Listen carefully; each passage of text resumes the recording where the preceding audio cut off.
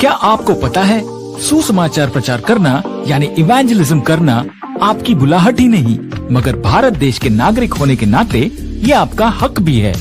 जी हाँ, आपने सही सुना। भारत देश के नागरिक होने के नाते सुसमाचार प्रचार करना या इवेंजलिज्म करना आपका कानूनी हक है। इसके लिए आपको कोई स्पेशल परमिशन लेने की जरूरत नहीं है। कोई भी कंट्री 3 तरीकों से चलती है। पहला, डेमोक्रेसी यानी लोकतंत्र। डेमोक्रेटिक यानी लोकतांत्रिक कंट्रीज में लोगों की सुन के सबका भला हो ऐसे रूल्स बनाए जाते हैं और वो उस देश की जनता पे लागू होते हैं। इन रूल्स के संग्रह को संविधान यानी इंग्लिश में कॉन्स्टिट्यूशन कहते हैं।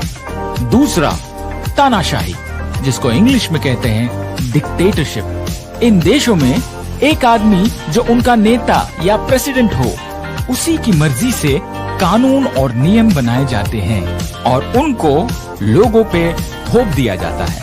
और आखिरी है धर्मतंत्र। इंग्लिश में इसे कहते हैं थियोक्रेसी या हायरार्की। इन देशों में धार्मिक ग्रंथों और धार्मिक विश्वासों के आधार पे रूल्स एंड रेगुलेशंस बनाए जाते हैं और सारी जनता को उनको फॉलो करना पड़ता है, चाहे वो उस धर्म या धर्म ग्रंथ को माने या न माने। सौभाग्य से हमारा प्यारा देश डेमोक्रेटिक यानी एक लोकतांत्रिक देश है। भारत का संविधान आपको आपके धर्म और आपके विचारों को मानने और प्रोपेगेट करने यानी बांटने को अलाउ करता है। केवल भारत ही नहीं, किसी भी लोकतांत्रिक देश में ये अलाउड होता है। उसी की वजह से हमारे यहाँ के इस्कॉन मिशंस या कोई भी हिंदू धर्म गुरु किसी भी लोकतांत्रिक देश में जाके भारत के धर्म यानी सनातन धर्म का प्रचार कर सकते हैं।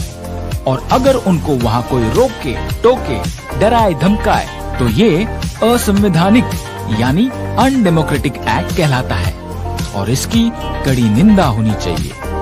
क्या आपको पता है 1948 में जब भारत का संविधान लिखा जा रहा था और सारे धर्मों को साथ लेके चलने के लिए रूल्स बनाए जा रहे थे तो क्रिश्चियंस के लिए ही खास आर्टिकल 25 लिखा गया था, क्योंकि क्रिश्चियंस का परम कर्तव्य है अपने विश्वास को औरों के साथ बांटना।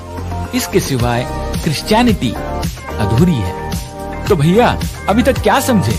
Marketing and propagation is allowed, force is not. प्रचार करो लेकिन जबरदस्ती नहीं। अगली बार जब प्रचार करने बाहर निकलो तो हमेशा आर्टिकल 25 और आर्टिकल 28 की कॉपी साथ लेके चलो, ताकि अगर कोई आपको रोके या टोके तो प्यार से उन्हें समझाते हुए वो कॉपी उनको दे दे।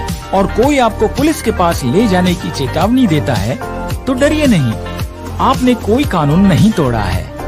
जय मसीह, जय हिंद, जय भारत।